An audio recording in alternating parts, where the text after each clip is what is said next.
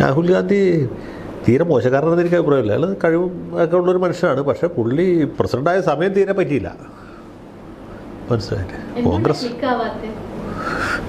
കോൺഗ്രസ് ക്ലിക്കാകാത്ത രാഹുൽ ഗാന്ധിയുടെ കുറ്റമല്ല, പുള്ളിയുടെ പോരായ്മ കൊണ്ടുമല്ല. പാർട്ടി സംവിധാനം അത്രയും ദുർബലമായി. ഫസ്റ്റ് ഓഫ് ഓൾ, അതായത് ഈ ഗാഡ്ജറ്റിക് പ്ലെയിനിൽ കോൺഗ്രസ് ഇല്ല. UP, ബീഹാർ, ജാർഖണ്ഡ്, ബംഗാൾ വരെയുള്ള പ്രദേശത്ത് കോൺഗ്രസ് കൊണ്ട് സാധനമില്ല. പിന്നെ മഹാരാഷ്ട്ര, രാജസ്ഥാൻ, മധ്യപ്രദേശ് അങ്ങനെ ഒരു ഏരിയയിലേ ഉള്ളൂ. പിന്നെ നമ്മുടെ ഡെക്കാൻ, അതുപോലെ സൗത്ത് ഇന്ത്യ. പക്ഷെ അതിനപ്പുറത്ത് കോൺഗ്രസ്സിന് തീരെ ഇത്രയും സ്ഥലം വച്ചിട്ട് പിന്നെ കൊണ്ടുപോകണം. പിന്നെ ഇപ്പം പണ്ട് കോൺഗ്രസ്സിന് വളരെ ഈ പ്രാദേശികമായിട്ട് വളരെ കഴിവുള്ള നേതാക്കന്മാർ ആളെ കൂട്ടാൻ പറ്റിയ കേരളത്തിൽ കറുപ്പനയ്യ മൂപ്പനാർ തമിഴ്നാട്ടിൽ, അല്ലെങ്കിൽ വിജയഭാസ്കർ റെഡ്ഡി, ചെന്ന റെഡ്ഡി ഒക്കെ ആന്ധ്രയിൽ, അല്ലെങ്കിൽ YS രാജശേഖർ റെഡ്ഡി, പിന്നെ ബീഹാറിൽ ജഗന്നാഥ മിശ്ര, JB പട്നായിക് ഒറീസയിൽ, വസന്തദാദ പാട്ടീൽ മഹാരാഷ്ട്രയിൽ, ബംഗാരപ്പ, ഗുണ്ട്റാവു മുതലായ ആളുകൾ കർണാടകത്തിൽ. ഇങ്ങനെ ഓരോ സ്ഥലത്തും ബൻസിലാലോ അല്ലെങ്കിൽ ദേവിലാൽ, ഭജൻലാലിനെ പോലുള്ളവരൊക്കെ ഹരിയാനയിൽ, ബിയാൻ സിംഗ്മാർ പഞ്ചാബിൽ, ഓരോ സ്ഥലത്തും ഉണ്ടായിരുന്നു. ഇപ്പം അങ്ങനത്തെ നേതാക്കന്മാരെ ഒരു സ്ഥലത്തും ഇല്ല. ഈ തൻ്റെടികളായ 10 ആളെ കൂട്ടുപിടിച്ച് ജയിക്കാൻ പറ്റിയ ആൾ. ഏറ്റവും അവസാനത്തെ ആൾ വീരഭദ്ര സിംഗ് ആയിരുന്നു. പുള്ളി മരിച്ചുപോയി. അപ്പോൾ അതുപോലുള്ള ലീഡർഷിപ്പ് ഇല്ലണ്ടായി. അത് കുറേയൊക്കെ ഇവർ ഇങ്ങനത്തെ ഒരു ലീഡർഷിപ്പിനെ കൾട്ടിവേറ്റ് ചെയ്യാൻ സമ്മതിച്ചിരുന്നില്ല. നെഹ്റു ഫാമിലി ദുർബലമായി കഴിഞ്ഞപ്പോൾ അവരെക്കാൾ മേതെ ഒരാൾ വരാതിരിക്കാൻ വേണ്ടിയിട്ട് ഇവരെ കുറേ പേരെ, അതാണ് ഒരു പ്രധാന ഘടകം. പിന്നെ സക്സസീവായിട്ട് വന്ന ലീഡേഴ്സൊക്കെ ഒരു ഇമാജിനേഷൻ ഇല്ലാത്തവരും. രാഹുൽ ഗാന്ധിക്ക് പ്രോപ്പറായിട്ടുള്ളൊരു അഡ്വൈസ് കിട്ടുന്നില്ല. KB തോമസ് മാഷ് പറഞ്ഞ ഒരു കാര്യമുണ്ട്. ഈ മാഡത്തിന് അല്ല, രാഹുൽ ഗാന്ധിക്ക് ഒന്നും അറിയില്ല. മീൻസ് രാഷ്ട്രീയത്തിൻ്റെ ഊടുപാടുകൾ അറിയില്ല. മാഡത്തിനൊന്നും അറിയില്ലായിരുന്നു. പക്ഷേ മാഡത്തിന് എല്ലാ കാര്യങ്ങളും ഉപദേശിക്കാനായിട്ട് അഹമ്മദ് പട്ടേലിനാണ്. അഹമ്മദ് പട്ടേലിന് വേണ്ടി ചാണക്യനാണ്. അയാൾക്ക് എല്ലാ കാര്യങ്ങളും അറിയാം. കോൺഗ്രസ് പാർട്ടിക്ക് എവിടെ എത്ര വോട്ടുണ്ട്, ഏത് നേതാവ് വിചാരിച്ചാൽ എത്ര വോട്ട്, അല്ലെങ്കിൽ എന്ത് നിലപാട് സ്വീകരിക്കണം എന്നൊക്കെ പുള്ളി കൃത്യമായിട്ടുള്ള അഡ്വൈസ് കൊടുക്കും. അത് മാഡത്തിൻ്റെ പേരിൽ പാർട്ടിയുടെ തീരുമാനമായിട്ട് വരും. രാഹുൽ ഗാന്ധിക്ക് അങ്ങനെ ഒരാളില്ല. പിന്നെ പുള്ളിക്ക് അഡ്വൈസ് കൊടുക്കുന്നത് വേണുഗോപാലും കൊടിക്കുന്നിൽ സുരേഷുമാണ്. സൂർജേവാല എന്ന് പറഞ്ഞൊരു വാലയുണ്ട്, രൺദീപ് സിംഗ് സുർജേവാല. അതിൻ്റെ കുഴപ്പമാണ് ഇപ്പോൾ കാണുന്നത്. ഇപ്പോഴല്ല പുള്ളി പാർട്ടിയിലുള്ള കാലത്ത് പറഞ്ഞാൽ, ഇപ്പോഴല്ല മെമ്പർ ഓഫ് പാർലമെൻറ്റ് ആയിരുന്ന സമയത്ത് പറഞ്ഞാൽ. അതാണ് കുഴപ്പം. അത് സത്യമാണ്. അപ്പോൾ പ്രോപ്പർ അഡ്വൈസേഴ്സ് ഇല്ല എന്നുള്ള ഒരു പ്രശ്നമാണ്. അല്ലെങ്കിൽ ആരെക്കൊണ്ട് എത്തിയപ്പോൾ ഏറ്റവും നല്ല ഉദാഹരണം പഞ്ചാബിൽ ലീഡർഷിപ്പ് ചേഞ്ച് നടത്തിയാണ്. കോൺഗ്രസ്സിൽ ജയിക്കാൻ പറ്റിയ ഒരു നല്ല സ്റ്റേറ്റായിരുന്നു പഞ്ചാബ്. ക്യാപ്റ്റൻ അമരീന്ദർ സിംഗ് നല്ല ജനപിന്തുണയുള്ള ആളുമായിരുന്നു. അയാളെ മാറ്റിയിട്ട് ആരും തന്നെ ആയാലും, ഞാൻ പറഞ്ഞത് എന്തൊരു കലാമിറ്റിയാണെന്ന് അറിയിച്ചു. എന്നിട്ട് ഈ ക്രിക്കറ്റ് കളിക്കാരൻ പറഞ്ഞിട്ട് അയാളെ അല്ല, വേറൊരുത്തര് ചരൺജിത് സിംഗ് ചാൻഡി, അതിന് മുമ്പ് ആരും കേട്ടില്ല, അതിന് ശേഷം ആരും കേട്ടില്ല. അയാൾ കഴിഞ്ഞ തോറ്റുപോയി. ഒരു മുഖ്യമന്ത്രിയെ ഇലക്ഷന് തോറ്റുപോയി. കഴിഞ്ഞ പാർലമെന്റ് തെരഞ്ഞെടുപ്പിൽ രാഹുൽ ഗാന്ധി പ്രധാനമന്ത്രിയാകും എന്നുള്ള ഒരു പ്രതീക്ഷയുടെ ആർക്കും ഒരു പ്രതീക്ഷ ഉണ്ടായില്ല. ആരാ പ്രതീക്ഷിച്ച? ആരും ചിലപ്പോൾ അല്ല മൂഢന്മാരും ചോദിച്ചിട്ടുണ്ടാവും. അല്ലെങ്കിൽ പിന്നെ കോൺഗ്രസിന് ഇത്രയും വോട്ട് കിട്ടും. അല്ലല്ല, രാഹുൽ ഗാന്ധി അല്ലേ മോഡി വരാനിരിക്കുക, ആന്റി മോഡിയാണ്. അതെ, ആന്റി മോഡി വോട്ടാണല്ലോ അവർക്ക് പോയത്. പക്ഷെ ഇത്തവണ ഈ 2024 തെരഞ്ഞെടുപ്പ് വരുമ്പോൾ MA ബേബി പ്രധാനമന്ത്രി ആൾക്കാർ CPM വോട്ട് ചെയ്യോ? 2024 തെരഞ്ഞെടുപ്പ് വരുമ്പോൾ കോൺഗ്രസ് അവിടെ അധികാരത്തിൽ വരുമെന്ന് ആരെങ്കിലും പ്രതീക്ഷിക്കുന്നുണ്ടോ? അപ്പൊ പിന്നെ ഇല്ല, ആരും പ്രതീക്ഷിക്കില്ല. ആരും പ്രതീക്ഷിക്കില്ല. അപ്പൊ പിന്നെ എന്തിനാ കോൺഗ്രസിന് വോട്ട് ചെയ്യേണ്ടത്? അല്ലെങ്കിൽ പിന്നെ BJP വോട്ട് ചെയ്യണ്ട്. ഇപ്പോഴും ഈ പാർലമെൻറ്റ് ഇലക്ഷൻ BJPക്ക് കൂടുതൽ വോട്ടിട്ടു. കാരണം ഈ ഇലക്ഷൻ എന്ന് വെച്ചാൽ കോൺഗ്രസ് BJP തമ്മിലാണ്. LDFന് അവിടെ വലിയ പ്രസക്തിയില്ല. ഇവരവിടെ പോയിട്ട് എന്തിനാണെന്ന് പല ആൾക്കാരും ഇങ്ങനെ ചോദിക്കണം, നമ്മൾ കേട്ടിട്ടുണ്ട്. പിന്നെ കോൺഗ്രസിന് തീരെ സാധ്യതയില്ലാന്ന് തോന്നിയ ഇലക്ഷനാണ് 2004 ഇവിടെ LDF 19 സീറ്റ് ജയിച്ചത്. ഒരു അറുപത് ജയിക്കില്ലെന്ന് നമ്മൾ വിചാരിച്ചു. പക്ഷേ സത്യത്തിൽ സംഭവിച്ചാൽ അങ്ങനെയല്ല.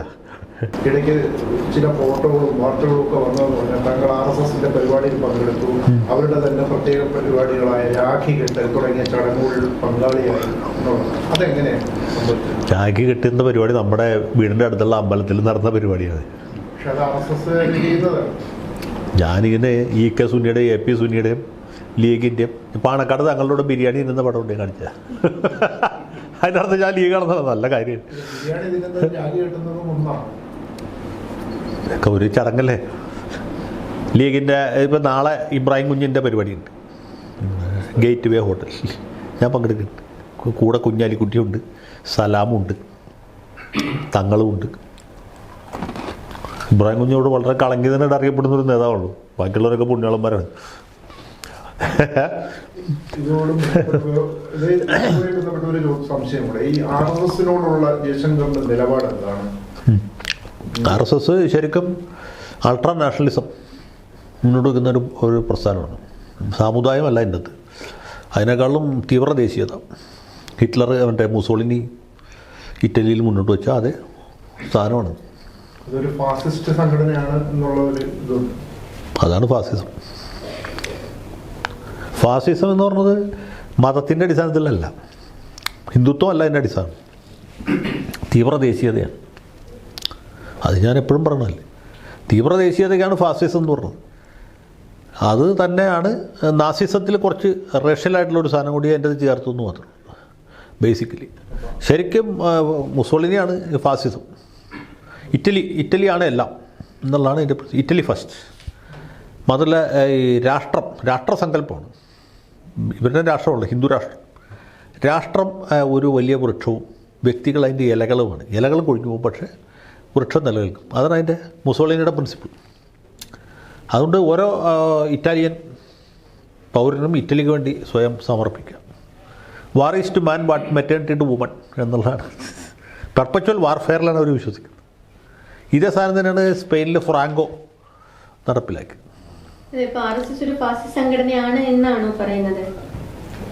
ശരിക്കും ഫാസിസ്റ്റ് സംഘടന എന്ന് പറയുന്നത് മുസോളിനിയുടെ ഫാസിസ്റ്റ് പാർട്ടി പോലെ തന്നെയുള്ള ഒരു കറക്റ്റ്. അത് ഇവിടെ ഫാസിസ്റ്റ് എന്ന് പറഞ്ഞാൽ ആൾക്കാർ RSS എന്ന് വിചാരിക്കണം. അങ്ങനെയല്ല, ഞാൻ പറഞ്ഞ തിയററ്റിക്കലി ആണ്. എന്താ സംശയമുള്ളത്? ആണ്. പിന്നെ RSS അതെ. അത് തന്നെ ഈ തീവ്ര ദേശീയതയുടെ സ്ഥാനത്ത് നമ്മൾ തൊഴിലാളി വർഗ സർവാധിപത്യത്തെ അപ്ലൈ ചെയ്ത് കഴിഞ്ഞാൽ മറ്റേതായി പറഞ്ഞു. ഞാനതിൽ പറഞ്ഞു തുടങ്ങിയത് പൊട്ടൻഷ്യലി ഫാസിസ്റ്റായിട്ടുള്ള രണ്ട് സംഗതികളാണ് പിണറായി വിജയനും നരേന്ദ്രമോദിയും. ഒരു സംശയമില്ല.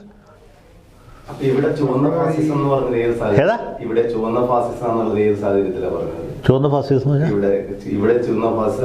ഫാസിസം കാവ്യ സാധനം ഒന്ന് തന്നെ. അതിന് അടിസ്ഥാനപരമായിട്ട് ടോട്ടാലിറ്റേറിയൻ, ഈ വ്യക്തികൾക്ക് യാതൊരു പ്രാധാന്യം കൊടുക്കാത്ത, വ്യക്തി സ്വാതന്ത്ര്യത്തിന് പ്രാധാന്യം കൊടുക്കാത്ത. ഞാനിത് തിയററ്റിക്കലായിട്ടുള്ളൊരു സംഗതിയാണ് പറഞ്ഞത്. വ്യക്തികൾ എന്നുള്ളത് അപ്രസക്തമാണ്, അപ്രധാനമാണ്. അവിടെ നാഷണൽ, നമ്മുടെ ദേശീയതയാണ്. രാഷ്ട്രമാണ്. രാജ്യം എന്ന് പറയില്ല അവർ. BJPക്കാർ രാജ്യം എന്ന വാക്കല്ല ഉപയോഗിക്കുക. രാഷ്ട്രമാണ് പറയുന്നത്, നേഷൻ.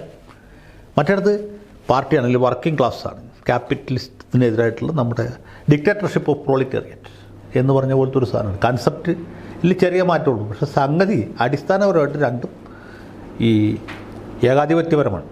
ഡിക്റ്റേറ്റർഷിപ്പ് എന്നുള്ള അർത്ഥത്തിലല്ല, ടോട്ടാലിറ്റേറിയനിസം. അവരുടേതല്ലാത്ത വേറൊരു അഭിപ്രായത്തെ അവർ മാനിക്കുകയോ അംഗീകരിക്കുകയോ ചെയ്യില്ല. അതാണ് അതിൻ്റെ വ്യത്യാസം.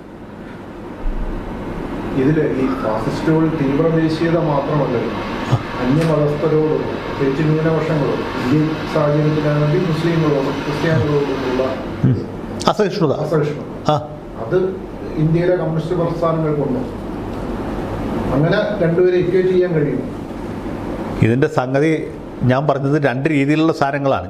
തിയറിയാണ് പറഞ്ഞത്, പ്യുവർ തിയറി. അവർ നമ്മൾ ആദ്യം RSSനെ എടുത്ത് നോക്കുക. BJP അല്ല, RSS രാഷ്ട്രസങ്കല്പത്തിലാണ്. ഹിന്ദുത്വം അല്ല ശരിക്കും ഹിന്ദു രാഷ്ട്രം എന്നുള്ള സങ്കല്പം. ഹിന്ദു രാഷ്ട്രം വെച്ചാൽ എല്ലാ ഹിന്ദുക്കളും ചേർന്ന ഒരു വലിയ രാഷ്ട്രം.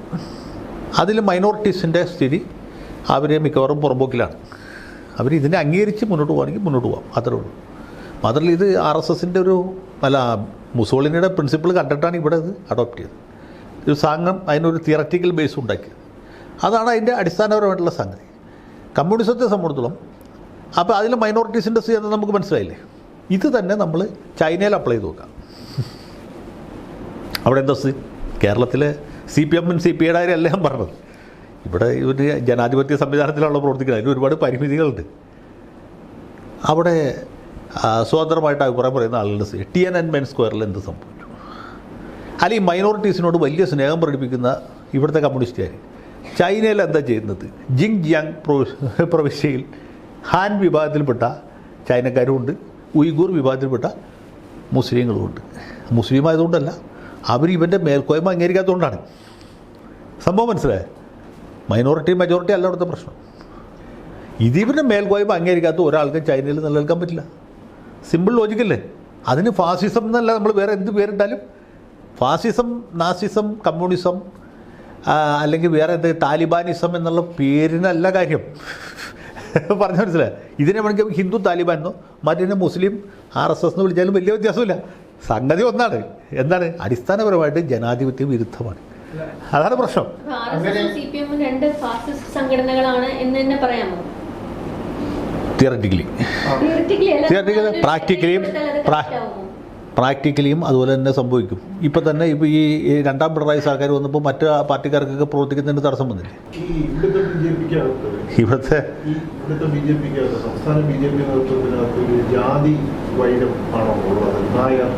നായർ ഈഴവ വിഷയത്തേക്കാൾ കൂടുതലായിട്ട് ഇവർക്ക് ആർക്കും തന്നെ ഈ സ്വന്തം മൂക്കിനപ്പുറമുള്ള കാഴ്ചകൾ കാണാൻ പറ്റില്ല. അതാണ് പ്രശ്നം. ലീഡർഷിപ്പ് ക്വാളിറ്റീസ് വളരെ കുറവാണ്.